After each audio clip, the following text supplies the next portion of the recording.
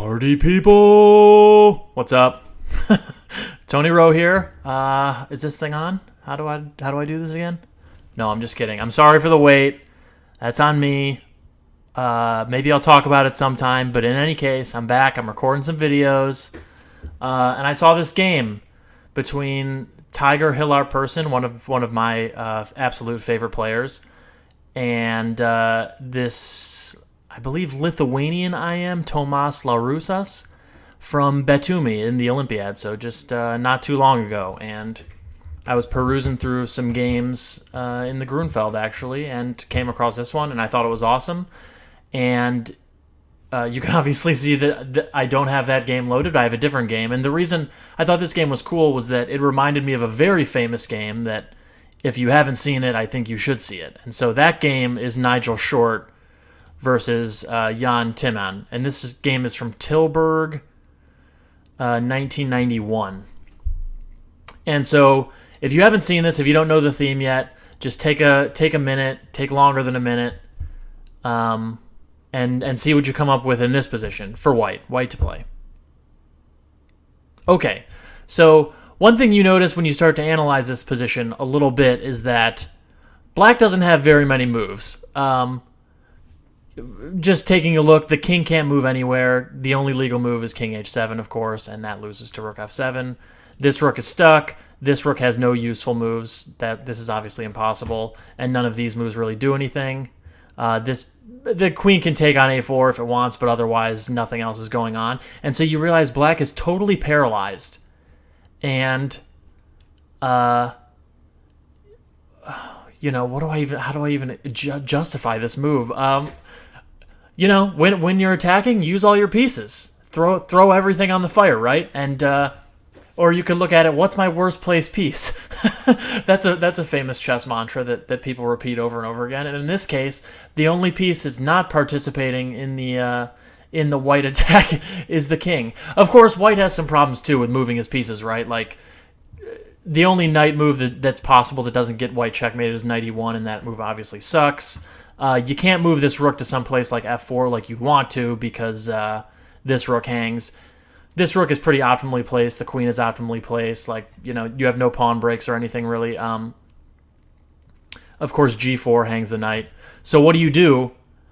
Short comes up with this brilliant idea that he's pretty much free to walk this king about the cabin because black has no threats and no real moves. And because the king can't come to h7, white is free to make this walk all the way to h6 and mate black on the g7 square. And that's pretty much exactly what happened. Short played king h2. Timman played rook to c8. King g3. Rook c to e8. King f4. Bishop c8. And it's too late. White doesn't even have to react. There's king g5. And the point is, of course, in the case of king h7, white can just take on f7, but there's also a very cute idea with queen takes g6 because the f-pawn is pinned, and white mates very easily. Same theme as before, just the king makes f6 instead of h6. Crazy weird game. A quick note, h4, h5, king h2. Black can sort of, quote-unquote, improve upon his defense by not playing rook c8 and then back to e8. He can go bishop c8 right away and try and harass this rook that's somewhat short of squares. It doesn't work. If you want to take this as an exercise, you can. There's bishop c8, knight to g5, bishop d7, and then rook f4. White's free to kind of move his knight now that this bishop is on d7 and not c8. And again, some of black's pieces are just way too far away from the king side to defend, and knight takes f7 crashes through no matter what, and then black's king pretty much just hangs. Rook d8, knight f7, for instance. Rook d8 is maybe not the best move because now it's hanging, but it's just to illustrate. G6 is hanging, then h5, and all of the pieces are coming in. Black might have to play rook f7, but then queen f7, king h8, queen f6, etc. Okay, anyway, let's get to the game. It's just sort of, this game reminded me, it has kind of shades of this Short game. Okay, well, that was dumb, Tony. Let's start at move 1. Tiger opens with knight f3. By the way, Laroussis is 2484, so not too shabby for an IM in general. I think when I looked up his rating, his rapid rating was even higher. Like he was like 2560, maybe 2580, something like that. So no schlub, certainly. But Tiger, of course, maybe most famous now for having written Tiger's Modern, maybe even over a decade ago now, probably on the modern defense with A6, and then more recently the Modern Tiger, which is the second edition of that book. But always a very creative player, very aggressive. So someone who, if you like that style of chess, is someone to look out for and find some games. So knight f3, d5, g3. I'm not going to go too much into the opening phase. I tend to do that. Now, there is a crossroads here. White could, of course, you guys are probably familiar, could go something like d4, bishop g7, castles, c4, and then we're in a mainline Fianchetto Grunfeld, where d takes c4 has historically been the main move, but nowadays most people are going c6 and playing very solid. So this would be kind of like a Grunfeld Slav hybrid then. And c4 could very well reach the same position. Black goes c6. White could go castles, bishop d7, d4, castles, and then we're in the same sort of position we were in before. The other main option here for white is to go b3 and play it sort of like an English or a Reti. And that's been my preferred way to play lately. One of the reasons why I was looking at this game is just because this line is in my repertoire. And the only reason I like b3 is because I think black players are a little bit less familiar with it. And also, it tends to lead to like pretty rich positions. It might be equal for black overall. Like, I doubt b3 poses like really theoretical challenges or anything, but it leaves a lot of pieces on the board, and there are a lot of ideas and variations for both sides, and so both players are kind of free to play and try and create something, and instead of going into like a really deep theoretical duel. Bishop g7, bishop b2, contesting the long diagonal, castles, and now black has quite a large number of reasonable moves, really. Let me check the opening explorer. You can't see me doing this, but bishop g4, a5, knight b to d7, rook e8, bishop f5 have all been played relatively frequently, more than 100 times each. So there's a pretty wide array of moves possible here. I've put some games and little fragments into the notes to kind of show you guys typical middle games. I'm not going to go over them here. Black played a5 in this case. I'm a little bit dubious on this move. I think in the majority of games that I've played in this line and the majority of games I've seen in this line, this move does almost nothing. The thing is sure, white's played b3 and it gives you this hook to chuck out a4 here, but a4 is not a threat. A4 doesn't really do anything. How do I get rid of that? There we go. A4 would be more of an issue for white if a3, for instance, kicked this bishop off the long diagonal. Or if a takes b3, rook a1 was a threat, or rook a1 was at least annoying. But in most cases, for instance, if white were to go just d3, a4, knight b to d2, a takes b3, rook takes a1 actually helps white. White is very happy to have this queen on a1, for instance. This is a very standard maneuver in the Reti. Going back to the man himself, playing this in many games, this is a very good deployment for the queen. White is happy to have the a-file, control on the long diagonal, etc. This was Sakis Fiddler, rapid game in 2000, but yeah, I think white is better here. And if a4 is not your idea, then what's your idea? To go maybe knight a6 instead? But again, after knight b to d2, why is your pawn on a5? I don't get it. And we'll see in the game, I think, that a5 has almost no impact on the position whatsoever later. So after a5, Hillarp Persson did not go d3, as in my example. He went knight to c3, also very good. And one thing you see in this line is that white is sort of free to... White has the flexibility of going knight to c3 and d3, knight to c3 and holding this pawn back and trying to go for a quick opening of the c-file, with queen c2, rook c1, and c takes d5. Or white can go d4 and sort of transpose back into more Fianchetto-Grunfeld style positions where he might shoot for the e4 break at some point. Or just shoot for controlling the e5 square. And maybe one sort of justification of going a5 for black is that if it encourages knight c3, black is now able to exploit this pin to trade off a set of knights, or a set of pieces, I should be more precise. But even here, I find this plan totally unconvincing, and specifically because of Tiger's play here. And so white could play obvious moves. Queen c2, rook c1 looks kind of weird to me, but also possible. d4, just blocking the long diagonal. All of these moves are perfectly reasonable. But he goes knight a4. And when I was annotating this game, looking at it just for myself, I thought this move was kind of odd. And I thought it was maybe a concession, because after bishop b2, knight b2, you're like, what the heck is this thing doing on b2? That's universally sort of chastised as a bad square for knights. But in this case, it becomes very clear in just a few moves that putting the pawn on d4 and then putting the knight on d3 is pretty amazing, of course, just because of the sort of lockdown on the e5 square. The knight is very well placed and centralized on d3.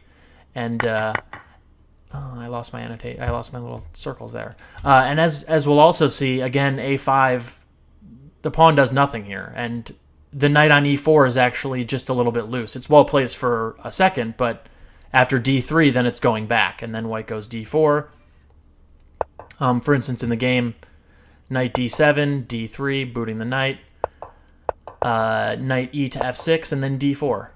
And white's going knight d3. All of his pieces are well placed, and as you can see, black's never really going to get the c5 break in, the e5 break in, and this sort of constellation of knights here makes it somewhat hard for black to activate the queenside pieces, whereas white is fully developed and ready to go after just basically b6 and rook c1. One subtlety to keep in mind here is, like, of course, it might look weird to go d3, d4, but especially after knight to d7, going d3 forces black's knights to kind of step on each other, and white is happier to have this position where white could have reached this position after d4 immediately, but the knight would be on e4. And so, for instance, like knight d7, d4, knight e to f6, knight d3 is probably easier for black. He can go bishop f5 or bishop d4 or g4, excuse me, and his development is a little bit more free, etc. Whereas in the game, let me just annotate this real quick. Whereas in the game after d3, knight e to f6, d4, the knights are sort of stumbling over each other, and black needs an extra move to try and unclog his development somehow. Rook c1, knight d3 right away was also very playable. I don't see anything wrong with it. Bishop b7. And so black is, because it's not easy to find a square for this knight, black is just going b6 and bishop b7 to try and unclog his queenside here. Knight d3. Meanwhile, white's kind of just putting his pieces on all natural squares, getting ready. What the hell is that? I don't know what that was. And this is sort of an important moment and kind of a critical moment. There's always this moment in chess where you've kind of developed all your pieces, you've put them all on reasonable squares, and you have to decide on some kind of concrete action, right? And where you're going to play, you need to make some kind of a jump in that direction, right? And white could play sort of pseudo-useful developing moves here, like e3 or maybe queen c2. Queen d2, probably not so much. Bishop h3 is maybe natural for a hot second until you realize black is very happy to block that diagonal with e6 anyway. And so, I mean, queen to c2 looks a little bit unnatural to me, like putting the queen along the c8 file, the c file, and I'm just not sure if e3 is actually doing literally anything. And so it becomes clear that maybe white has to start and just jump in with knight f to e5. And black takes.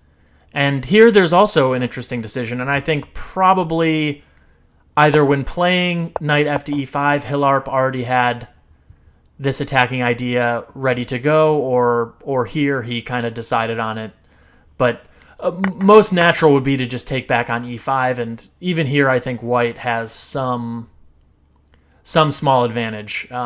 David Cummings on Chessplev gives the line knight d7, queen d3 with a small advantage.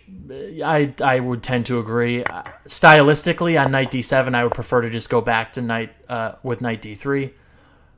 Black, I think, has more to prove as far as like his development in central space goes, and I think his position is somewhat alleviated if you allow him to go. If you go knight d7, or if you allow him to go knight takes e5, I'd prefer to avoid the trade. And after something like e6, e3, I think white is just better. It's also possible for black to go c5. It's not good. C takes d5, bishop takes d5, d takes c5. Damages black structure. For instance, something like this would be very good for white. You could grind this endgame Ulf Anderson style for a long time, just trying to play against these two ugly pawns here on the queen side. But after knight e5, Tiger goes d takes e5, and as is so common in chess, this e5 wedge can lead to a lot of attacking chances based on keeping this knight out of the defensive f6 square and just gaining more space on the king side for white's pieces. So, and as I was saying, I think Hillarp had his next move ready to go with queen to d2, and it's a pawn sacrifice. I think he had it ready here. Knight e5, d takes e5. I think he had queen d2, d takes c4, rook takes c4, knight e5, and now rook h4. This was his idea when he went d takes e5. Of course, I haven't talked to him. We're not close personal friends, but that's my speculation. Of course, knight e5, queen takes d2 is not playable. And something like knight d3 here actually loses immediately to queen h6 check with a mate in 2. H5 is forced, preventing the rook from having any influence over the h7 square. And white continued rook d1, knight d3. And here it's possible to take with the pawn or take with the queen. White goes queen h6. This was the idea the entire time, I think. Queen to d6. I think e6 is also a perfectly reasonable move here. The problem with going e6 is that rook h5 is a draw. G takes h5, bishop to e4, and the only defensive move is f5, which allows queen g6 check with a perpetual, just back and forth. And so queen d6 is the only real move to keep trying to win. Rook d3, queen to f6, and now the queen is not only guarding g6, but also ready to go to g7 to give the queen the boot. And so Hillarp just continues to bring his pieces into the attack here. Now rook h5 is a very legitimate threat because g takes h5, queen to h7 mate. Bishop a6, rook e3. And rook e3 looks pretty ugly at first, but rook f3, queen to a1 is pretty unfortunate. King g2, bishop takes e2. And the threat of queen to f1 mate and bishop takes f3 check is fatal. And so you realize the rook on e3 actually does need to guard this very sad pawn on e2. And here Laroussas went queen g7, just booting the queen with the threat of a trade. Maybe not the most accurate. It is possible to go rook f to d8 instead. So in this position, you can go rook f to d8 and only go queen g7 once you allow white to capture the pawn. It does give the pawn back, but now queen g7 forces the trade of queens because the rook is hanging at the same time. White doesn't have time to retreat. And something like this is pretty ugly for white. Of course, the queenside pawns are a little bit weak to something like rook d2.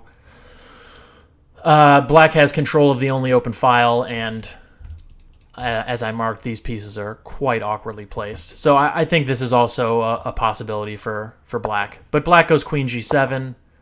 Hillarp Persson logically declines to exchange queens. And now black goes rook c to d8, allowing white to go queen d7, which Tiger was very happy to do. And I think black went for this pawn sacrifice instead of something like e6 because of his next move. I think e6 is probably a better move. It's just like a little bit more stubborn.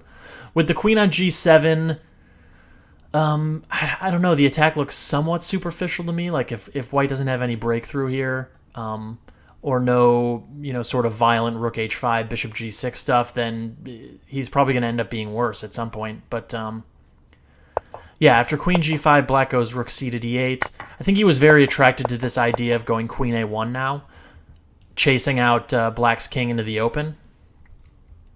The problem is that it actually doesn't do much. As we'll see. What the hell did I do here? Oh, there we go. Yeah, it's odd because just because of the placement of the black's pieces actually have to dive in so far behind the pawns that once white's king is in front of these this e2, f2, g3, h2 constellation, it's actually pretty safe. And again, you start to see the elements of Short-Timman starting to kind of coalesce here. Bishop c6, white just greedily grabs this pawn. And it's sort of funny like how dynamically how the dynamics of the game can change so quickly. Like 5 or 6, 7 moves ago, white was attacking with like, rook h4, queen h6, and he was down a pawn. And now white's king is being like thrown out onto f3, and he's up a pawn instead, and black is the one who's sort of like trying to make threats against white's king. So, in chess, like on a dime, the material versus time versus king safety sort of continuum can just switch on you. Rook g1 check, king f3, and black probably makes his first real mistake of the game. Goes queen f1, which is a very natural move, threatening queen g2. In this case, it's threatening to win a piece, but of course it's also threatening just queen g2, king f4, queen takes f2 check, driving the king out further, grabbing more material, etc. The problem is that what happened in the game is white can just simply ignore it. There's king f4, making a run for it, queen f2, king g5, and there's no mate. Queen f5 check is met by king h5 or king h6, excuse me, and the threats are starting to become overwhelming. For instance, like if I just make some kind of a null, what would be like a null move here? Let's just say rook c1, threatening the bishop. There's just this very simple mating idea, and the king guards guards the g7 square. So black already has to be a little bit careful, and this is how the game continued, but this is actually already lost for black. The problem being is that rook f4 is like this massive move that gains a tempo, and all of a sudden the queen is coming in to the f6 square. For instance, queen takes h2, queen f6 check, king h7, and take a second and see if you can find the moves. Okay, this awesome, I don't even know what you would call this, just destruction of the king shelter. Queen takes g6, and then if f takes g6, rook e7, king g8, bishop d5 check, rook f7, only move, rook e8 check, king g7, rook f7 mate. Or in the game, queen g6, black just simply went king h8, declining, and then just same as Short-Timman, king h6, game set. Of course, f takes g6, rook f8 is mate, and there's nothing. So you got to wonder. First of all, just a ridiculously nice game. This game won the Brilliancy Prize, so I haven't checked, but I'm sure this game has been annotated elsewhere.